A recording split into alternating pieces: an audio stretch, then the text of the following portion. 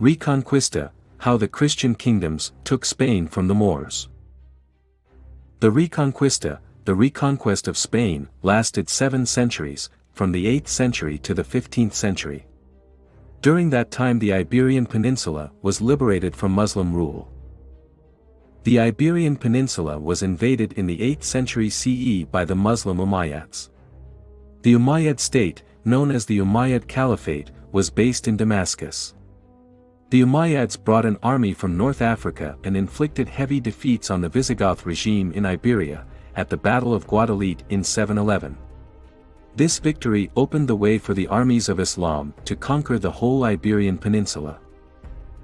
By the beginning of the 11th century, a civil war had broken out in the Muslim Caliphate of Cordoba, after which the Iberian Peninsula disintegrated into several different Islamic kingdoms. This disagreement led to the expansion, advancement, and emergence of the Christian kingdoms to the north, among the strongest of which were the kingdoms of Castile and Aragon. Christianity spread rapidly, and so began a movement to restore the dominance of the Christian kingdoms, in a period known as the Reconquista. The Muslim conquest of Spain was never total. When Umayyad forces invaded the country in the 8th century, the remnants of the Christian armies retreated to the northwest corner of Spain, where they founded the Kingdom of Asturias. At the same time, Charlemagne founded the Spanish march east of this country, in Catalonia. Between the 9th and 10th centuries, the Golden Age of Islamic Spain occurred. In the capital of Cordoba, a beautiful mosque was built, second only to the Great Mosque in Mecca. At the same time, Christian Spain consisted of only a few small independent areas in the northern part of the Iberian Peninsula, where people prayed in low, cave-like churches. By the 11th century, the Christian countries were revived. At this time the monks of Cluny began to organize a pilgrimage to the great shrine of Santiago de Compostela in northwestern Spain. Feudal knights started arriving there after the monks and pilgrims, warned by the crusading ideal of fighting non-believers. These knights breathed life into the ideals of the Reconquista. The first great success of the Spanish Reconquista was the conquest of Toledo, 10 years before the First Crusade. In a fierce battle in 1085, Alfonso VI annexed the city of Toledo, which had previously been the capital of the Visigoths. After the victory, Toledo was considered a stronghold in the fight against the Muslims. After their defeat, the Muslim Taifas turned for help to the rulers of North Africa, the Almoravids. This alliance contributed to their victory over the Spaniards at Sagrajas in 1086. But it was only a temporary success.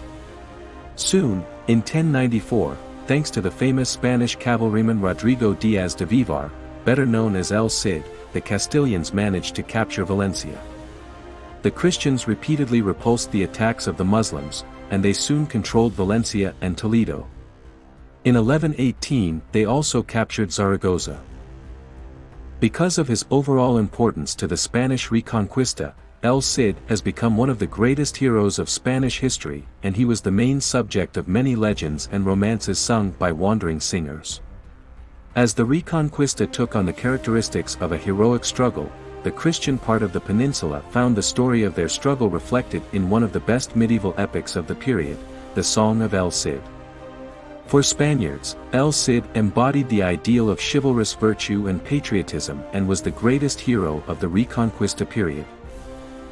However, in the late 12th century, the Christians ran out of luck. The new rulers of North Africa, the Almohads, conquered large parts of Muslim Iberia. By the end of the 12th century, the Castilians had retreated to the north. It was the hardest phase of the whole Reconquista period.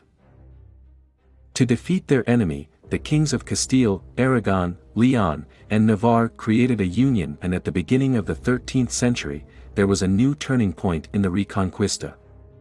In 1212 the united forces of the Christian Spanish kingdoms, joined by crusaders from other European countries, defeated the Almohads in the battle at Las Navas de Tolosa. It was a defeat from which they could not recover. Now the conquest was progressing fast. In 1236 Christian Spaniards occupied Cordoba, the center of the Caliphate, and at the end of the 13th century, the Moors controlled only territories in the south of Spain. The new Emirate of Granada centered around the city of Granada.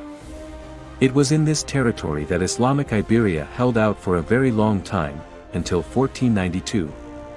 By the 14th century, the two kingdoms of Castile and Aragon had the dominant role in Spain. However, great changes would occur over the next century.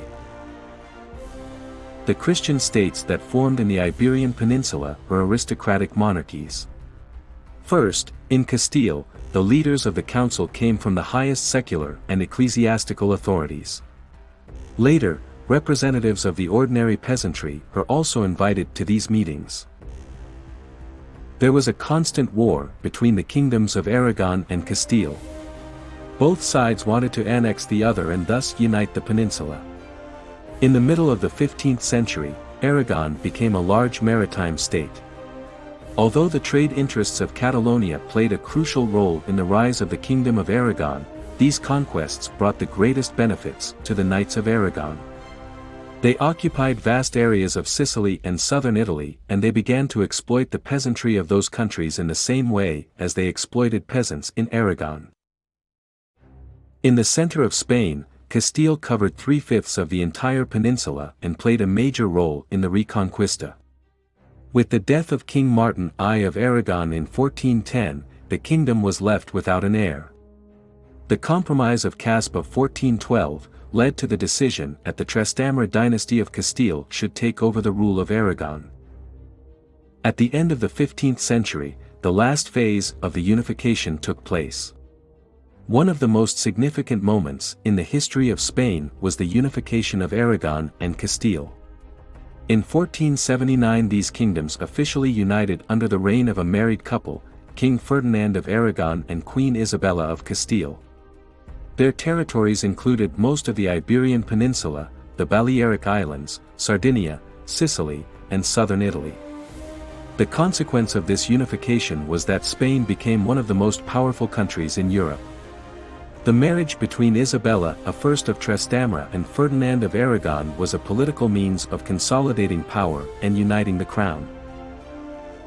They soon turned their attentions toward the Emirate of Granada, the last Muslim stronghold in Spain. In 1481 Isabella and Ferdinand started their campaign in Granada. The whole campaign had the character of a crusade against non-Christians. The war with the Moors lasted for 11 years, and in 1492 Isabella and Ferdinand conquered Granada. With the conquest of Granada, almost the entire Iberian Peninsula was united in the hands of the Spanish kings, and the Reconquista ended in 1492, while the unification of Spain ended with the addition of Navarre in 1512. The Moors surrendered Granada on the condition that Muslims and Jews could retain their property and faith. But these promises were not fulfilled and many Muslims and Jews had to move to North Africa. Isabella and Ferdinand wanted to impose political and religious unity among their diverse population, which could not happen painlessly. Under Islamic rule, Spanish Christians, Jews, and Muslims had lived in relative harmony, but this tolerant atmosphere soon ended.